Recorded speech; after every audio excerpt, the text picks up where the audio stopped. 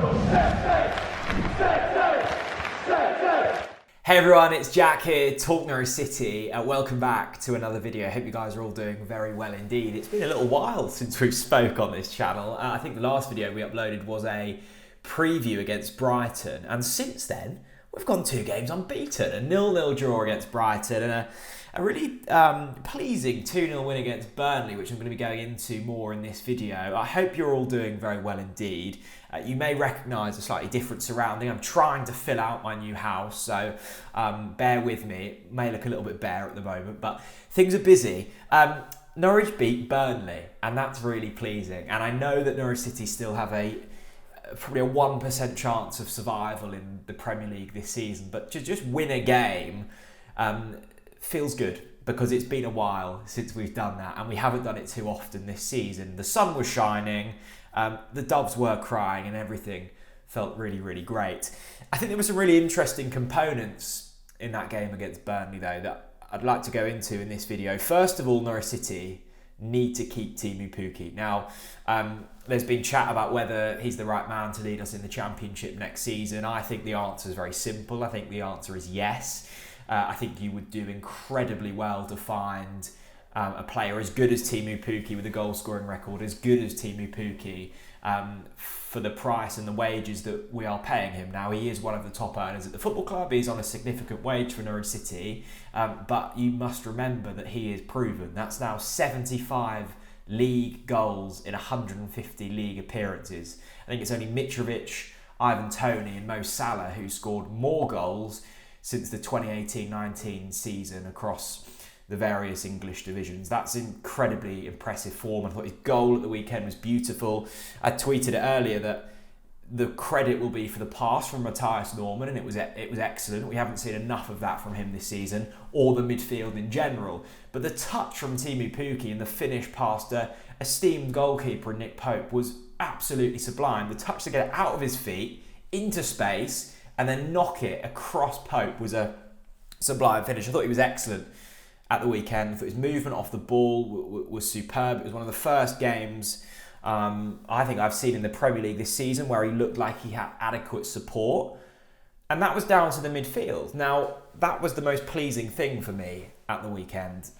Neither Daniel Farke nor Dean Smith has been able to work out what formation, what players are best for Norwich City. Of course, we've lost Oliver Skipp and we've lost Emi Buendia. That's gone. That's happened. We can all still feel slightly subdued about that, but we're not getting them back, so we need to move forwards. And I think the statistics are really interesting surrounding a certain Billy Gilmour. Now, I don't think Billy Gilmour has necessarily been the problem this season. I don't think he's actually been that bad this season. He came with expectation, and no one has put themselves in too much good light this season. But the statistics are fairly damning, and thanks to Daniel Emery on Twitter for compiling these. When Billy Gilmour has started, we've picked up 3 points in 17 games. In the other 14 matches where he hasn't started, Norwich City have picked up 18 points. Now, whether that's solely down to Billy Gilmour, there is probably you can read into that statistic and create a narrative how you wish, but it does seem that Norwich City performed better without Billy Gilmour, and I think that's because the makeup of the midfield we saw on Sunday was nice. I liked Pierre Lemalou in that more advanced position. I saw a good friend of mine, Max Hilton, tweet that it felt Stiepermann-esque, and I like that description of it. Wasn't quite sure what Stiepermann ever was, but he just did it well, and I think it felt the same with Pierre Lemalou. Certainly in the first 25 minutes of that game against Burnley, he was finding positions, he was finding space, and he was creating chances for Teemu Pukki. I think we should have scored more than just the one in the first half, and of course he got a goal as well, which is going to be absolutely wonderful for confidence. So well done to Pierre Lemalou. I thought Kenny McLean had one of his best performances of the season. He was all about the pitch, he was putting in tackles, he was playing slightly deeper than I think we've seen him in past showings, and I thought he was really good, alongside Mathias Normann, who created that standout moment for the pass to Teemu Pukki. So that felt good. The other part of the pitch where we've really struggled this season is the defence, and that's now 2 clean sheets in a row. Now, I tweeted before the game that I was really pleased to see Dimi Yanulis back. I think we're walking on thin ice with Dimi Yanulis. He's a superb left back, and we've been starting Brandon Williams all season. Now, we're not going to have Brandon Williams next season. He's on loan from Manchester United. He will go back to his parent club. We might have Dimi Yanulis, and it feels really dangerous not to be playing a player who will be here next season. And not only that, but it's a superb attribute to this side as well. Now, again, I've taken Daniel Emery's tweet. Dimi Yanulis has started 9 games for Norwich City in the Premier League this season. 4 of them have been against Manchester City, Liverpool, Chelsea and Manchester United. In the other 5 of those games that he started, excluding the big 4, 4 clean sheets and 7 points.